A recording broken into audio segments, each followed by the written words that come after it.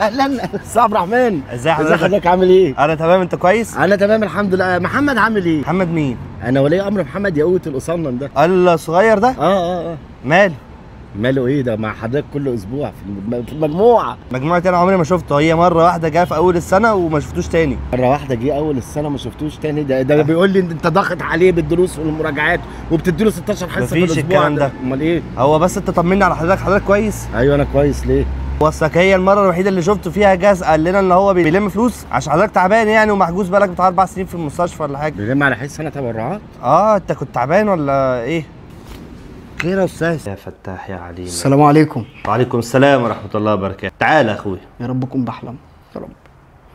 اهو تعالى يا محمد. مستر عبد الرحمن، حضرتك بتعمل ايه هنا؟ يا ابني ما عندنا حصة، انت كل مرة ناسي كده. انا باخد درس مع حضرتك؟ ايوه بأمارة ان انت بتشتكي وبتعاني من مذاكرة ومن ضغط المذاكرة. انا بعاني وبشتكي من ضغط المذاكره طب بس. طب تعال والنبي بس يا استنى. ابني عندنا حصة. ما انا عارف بس استنى امسك كده تظبطني مع ابويا والنبي. دول كام؟ انا بحضر كل يوم، دول 800. طب ما فاضل 200 كمان. اتفضل اهو 200 جنيه اهو، اتكل على الله يلا. يا ابني انت اللي اتكل على الله اقعد. اعمل ايه؟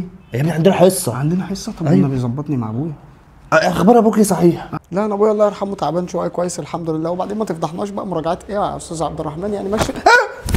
مستر عبد الرحمن. ايوه ازاي حضرتك؟ الحمد لله. بتلموني ايوه عشان انا تعبان. الله يرحمه. ده واخد نص مرتبي. ايوه. واستاذه خديجه بتاعت الانجليزي. مالها؟ ومستر بسيونيور بتاع الفرنساوي. لا لا سيدي.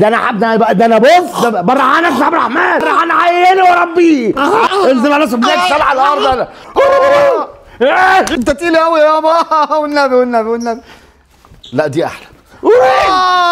مت خلاص.